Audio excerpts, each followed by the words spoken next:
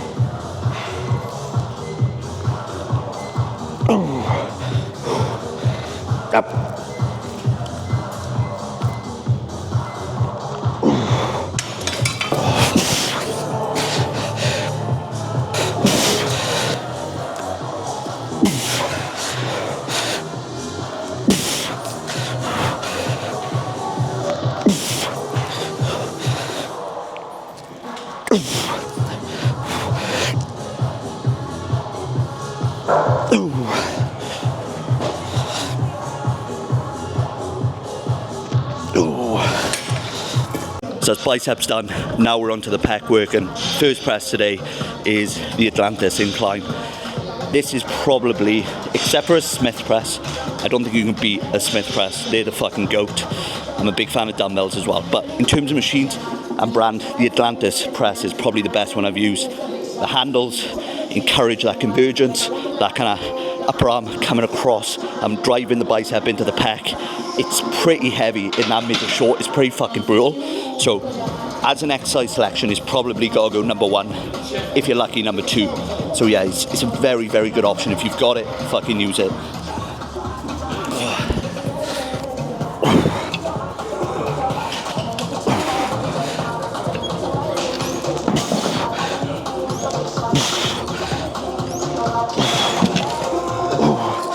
So as you know, when it comes to your warm-ups, your feeders, the main purpose that people are going to know why to use warm-ups and feeders is simply to obviously build connection, but for safety as well. You don't want to go from doing nothing to your working set. You're asking for trouble there, and it's not the way to maximize your performance. Now, as well as keeping you safe, building that connection, the next best reason to use kind of feeder sets and warm-up sets for me is to build confidence. And what I like to do, which is different to most, it's a bit of a powerlifting technique. A lot of guys say if my working set here is 5.5 plates per side, a lot of guys will go 4.5, then jump up. I like to go to like 5, even a little bit above 5, and make that last jump as small as fucking possible, which allows me to build confidence going into that main set.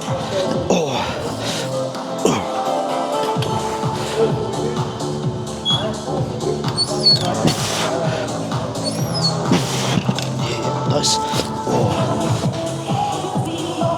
Easy breath.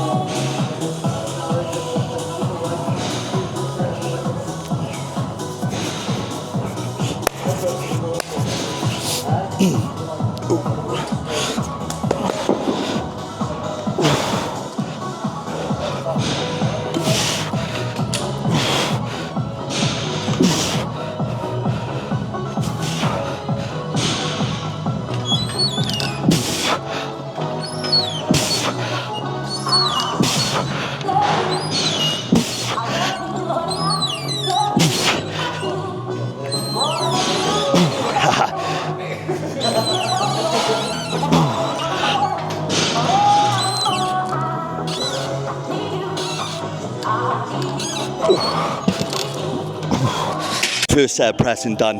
That's an extra 2 reps. That's fucking rare. That's the unicorn, because they don't come around often. It's usually the smallest load increment possible, which is going to be like a 1.25 kilos or 2.5 kilos, or an extra rep, 2 reps. Yeah, when you've been running an exercise for months and months, that's a big fucking win. So we'll take that today. That's bully yourself into getting strong. This is something I don't see enough people doing. They spend too much time at the same load. Something I've tried utilising more this off season is forcing myself to get strong. And now you have to be honest with yourself. You have to keep execution standardised. But for example, instead of setting a rep range like 6 to 10, getting 5 plates per side for 6, next week getting 7 reps, following week getting 7 reps and 8 reps and 9, spending weeks and weeks at the same load. I'll just kind of set like a rep number I'm comfortable with. So like 6 or 7 reps for a top set and pressing is fine for me. I'm safe, because I'll always rinse the length and range and that change of force. So if I hit 7 reps, for example, I'll just add load. I won't work my way up to 10. I won't waste time. I'll bully yourself into getting strong. So I'll take a load increase. I might get 7 reps again. Following week, take a load increase. Might get 7 reps again. Following week then, I may take a rep decrease with a load decrease. So I'll stay at that load, get back to 7 reps and repeat. And that's how you bully yourself into getting strong. That's kind of the shortcut to gaining muscle. Come on now. Yep. Don't miss. Yours.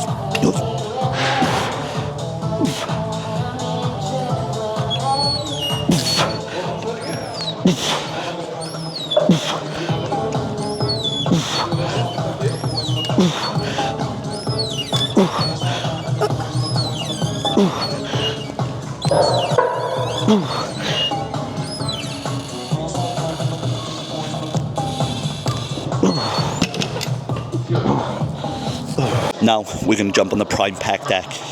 This is the best file out there, simply because you can manipulate the resistance profile. It's absolutely fantastic. So you can place it wherever you want within your session, and it'll be conducive to a successful session. So what I'm trying to say is, if you press, do 3 exercises for press, and then you come to a pec fly, because it obviously loads that short range usually, or that mid to short, it's not going to be that effective, because that contractile range diminishes the further you go into the session. So your ability to get short more effectively diminishes. Now what this is going to allow you to do, this is my second exercise of pecs. So I'm going to load it in the mid-range, then I'm going to load it in the mid-length and range. So it's kind of following my ability to perform throughout the session. And that's the best way to get, if you're going to use the prime kit, you have to know where to load it and when to place it with it.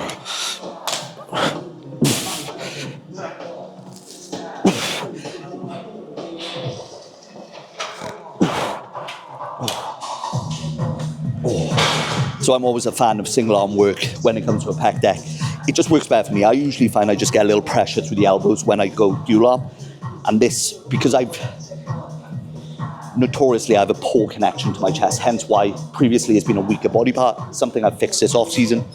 But it allows me then just to do single arm, just allows me to really focus on the bicep, pushing into the pec, getting as much blood in the pec as possible, and just nailing that connection.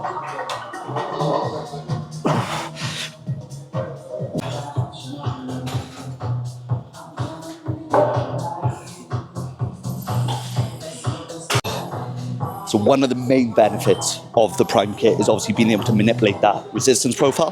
But what it also allows you to do, as you can manipulate that resistance profile, it allows you to work at higher loads for longer. So for example, the top set back offset approach, the main reason that kind of come into play was, for example, an incline hammer strength press, notoriously heavy in the short. You're not going to be able to, once that ability to get short, which is really important part of that movement because how heavy it is there, that's going to diminish quickly. So you usually have to drop in load to mitigate that factor, to negate that factor of the resistance profile. With a Prime Kit, if you do it intelligently, you can use the same load for the same reps for multiple sets and get a lot more out of your training.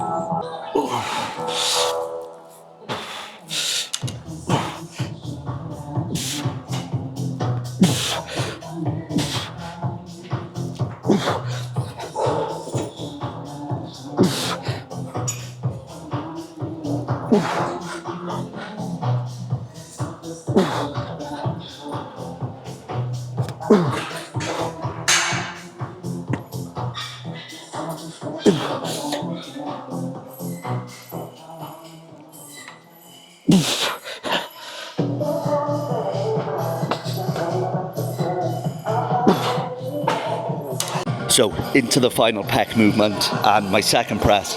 Now, I don't know what brand this is, but it's fucking phenomenal. It's similar to like a Life Fitness pin loaded press. It's similar to like a Gym Leco press or a flex leverage press, where it's super fucking heavy in the stretch, and as you press through, it drops off. So it's the perfect last press for your session. Now, it's not the heaviest stack in the world. I'm not the strongest presser, so I'm not being an arrogant cunt.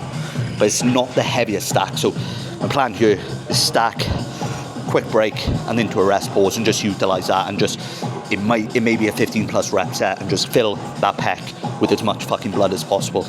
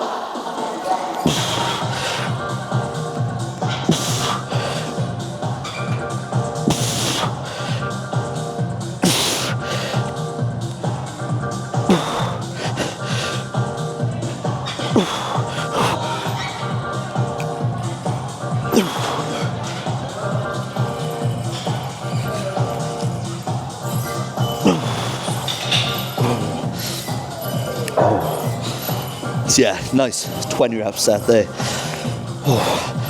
So usually for a rest pause, I'll take like 15 deep breaths and then straight back into it. There's nothing magical about it. It's just a quick, efficient point to create another failure point, and really does, in terms of like a metabolic work, get blood into the muscle, it's absolutely fantastic. It's not something I use often. I'll only use it for like the last exercise for a body part, completely exhaust it, you know, and it's situational. If you're on cycle, if you're in a surplus, it's not something I would use in a diet prep phase, for example. Didn't really catch my breath, but that should be it.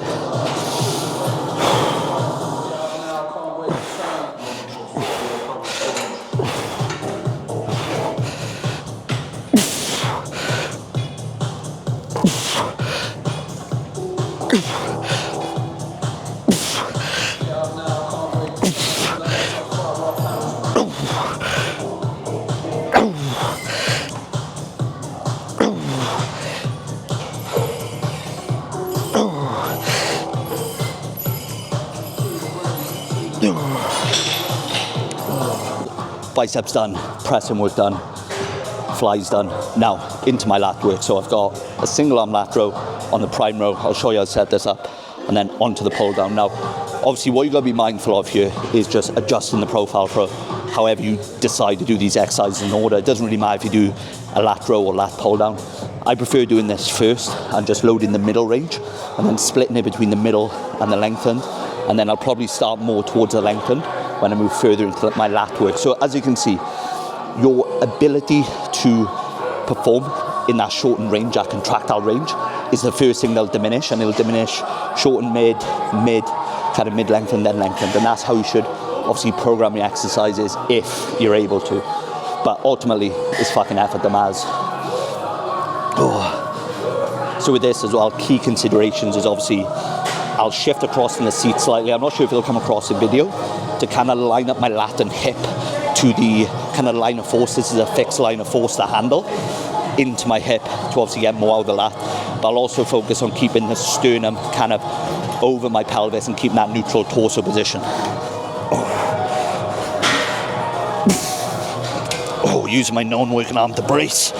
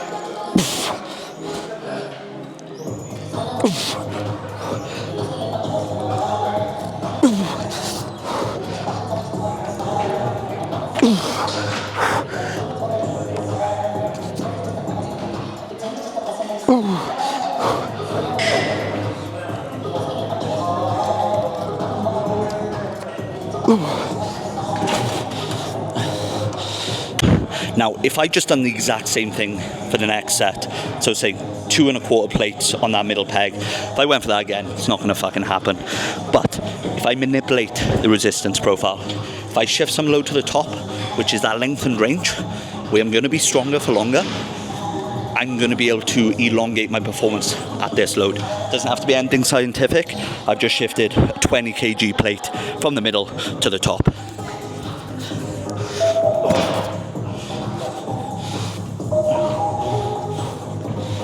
Fucking hell. Die Guetta, boys. I haven't heard this in years. Show my age. David Guetta, by the way.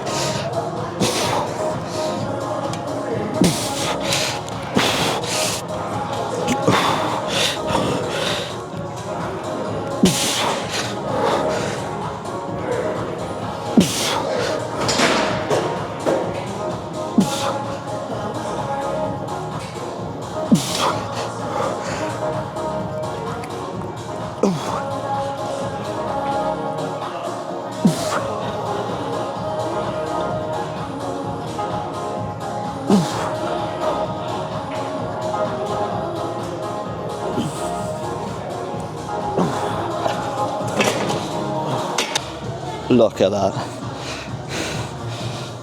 Oh, I wouldn't usually make such a fuss, but that is proper Mong behaviour. If you're loading the bottom pin on prime kit, you're a fucking Mong. Get your head out of the bin. You can't. As you can see, favouring more kind of that lengthened range now. A little weight in the mid-range, just because I find with this exercise in particular, when there's not much weight on the mid-range, it almost feels like you drive out the stretch and then it almost moves on its own. Gravity almost takes over for you. So just a little bit in that mid-range, not a lot, because obviously my ability to get that lat fully short now after those rows is going to be more difficult. So again, just matching your strength profile to the resistance profile to get more out of your exercises. Again, all that is nuanced. Hopefully what comes across, no matter how much science goes into my training, is fucking effort. Pure fucking effort trumps everything.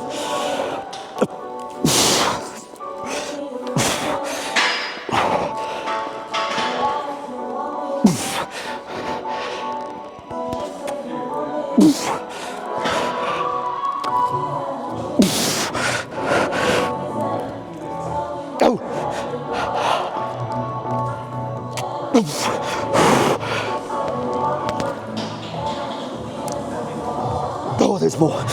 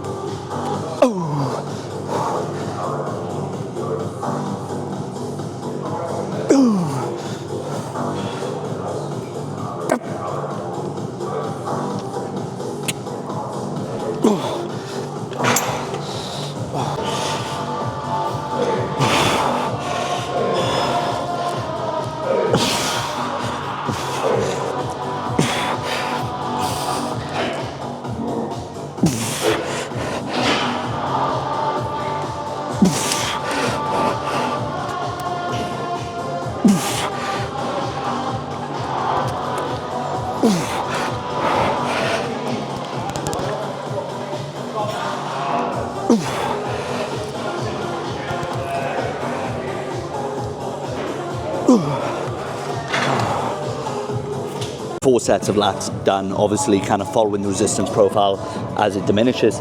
Now onto the prime row. This is more of a upper back focus. So instead of obviously getting that elbow nice and tucked to the torso like you would have noticed, you know, that tricep scraping along the rib cage, what we're looking to do now is obviously drive outwards with the elbow and engage everything in that kind of upper back.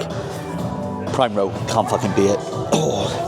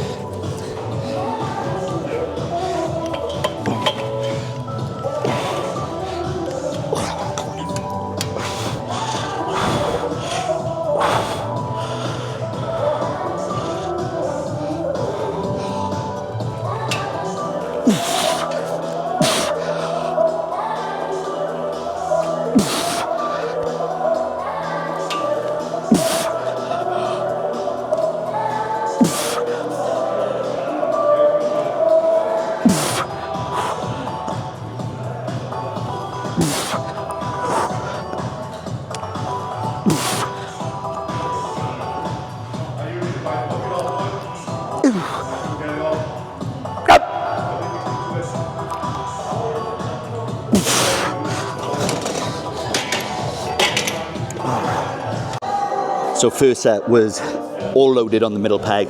Now this is the easiest way to load prime kit if you're unsure whether you're doing 2 or 3 sets. I'll give you some advice. First set, just load it all on the middle. If you're doing 2 sets, I'd then go 50-50. So then 50% middle, 50% top. If you're doing 3 sets, I'd probably go 100% on the middle first set. Then I'd probably go either 50-50 for the second set, and then like 75 on top, 25 on middle. Or if you prefer, you could even do that second set, kind of 75% middle, 25% top, and then 50-50. So it's basically just moving the weight along every single time. Don't overcomplicate it. Make it consistent, make sure it feels good, and most importantly, get after it.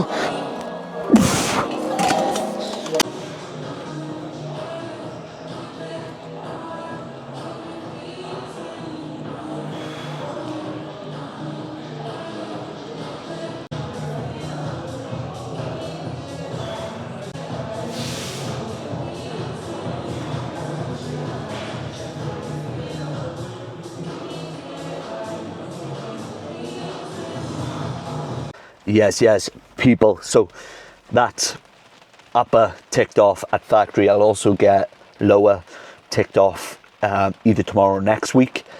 I'll see how I feel after today's session. Pretty bad, but a fantastic fucking session. Progressions throughout, did some posing afterwards. I'll put some photos up maybe as I'm talking to you or even beforehand.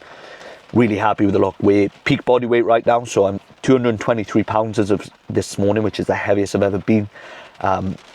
And it's the last time I did a push-up before I came off anabolics last year. I got up to 219, which was my heaviest ever, but that was a lot fluffier, a lot softer. So we're in a great fucking spot right now. We are looking to diet in the next kind of week and a half, and we're going to diet for about 8 weeks just before Christmas and then reverse out. And that's going to put us in a really, really good position to start prep kind of around April, May time for next year.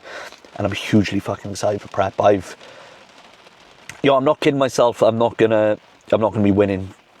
I don't think I'll be winning shows next year. It all depends on who turns on the day. If I'm in a good lineup, if I'm in the type of lineup I want to be in, I'm not going to win shows. And I'm okay with that because I've just stepped up from competing against naturals to obviously going enhanced, competing against bigger guys. I know I'm going to need time, and I'm happy to do the time. I fucking love this game. I love training. I love the day in, day out. I love the consistent, relentless nature this sport takes. So yeah, but I'm really, really confident I'm going to bring a completely different look to what I've ever brought. Something completely leveled up. Like, I think it'll have a bit of a shock factor. Not so much in what I'm bringing to stage, but the difference to what I brought previously. Obviously, I've been using anabolics, but I do think I've been making... I think my rate of progress is much, much higher than most. And I don't think it's genetics. I think it's just purely down to work rate and fucking consistency.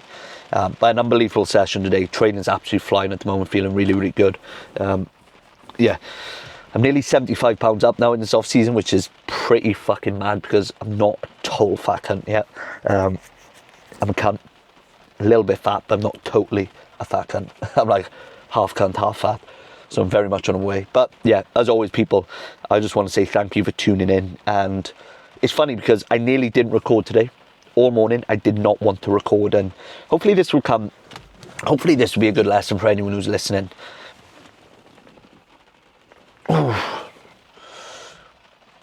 So the people you respect, the people you look up to, you probably think they're always motivated to do what they need to do. It's not the fucking case. Now, there may be a person watching this who respects me or at least can acknowledge my work rate, how consistent I am. I promise you, I did not want to come in and film today. It was driving a little anxiety. I've never filmed here before. I don't really know a lot of people in this gym, so people are going to look at me and think, oh, why is that cunt filming? Who's this guy think he is? And all that. No one gives a fuck. And even if they do, fuck them. Like, I'm doing this to promote my business. I'm doing this to help as many people as I can for free. And I think it's a good thing to do. And it's something I enjoy to do. I enjoy telling my story. I enjoy showing my progress, my work rate. I'm proud of what I fucking do. So yeah, the people you respect are not always motivated. They might look it, but they're not. The difference between you and the people you respect is they're able to take the action they need to take towards their goals, even when they don't feel like doing it. And that's the greatest skill in life, business, relationships, bodybuilding, whatever it may be, whatever your endeavor, whatever your goals, the greatest skill you can acquire is by doing the things you need to do when you don't feel like doing them. And here's the magic. Here's the magic and the poison. Because for some, this will be like a light bulb moment and it'll resonate. And for some, this will be a dagger to the heart. It's your choice, man. It's your fucking choice. You get to choose which one you do. And that, to me, is like the most powerful / kind of damaging, like, resonation you'll ever have. That moment when you get that epiphany that you're in control. It's your fucking choice. It's empowering, but it's scary as well, because if you don't reach your goals, it's your fucking fault. You didn't choose the right action often enough. But you have the power. Make the fucking right choice. Go do that thing. Go be uncomfortable. Fuck what everyone else thinks. Do what you need to do to become the person you want to be.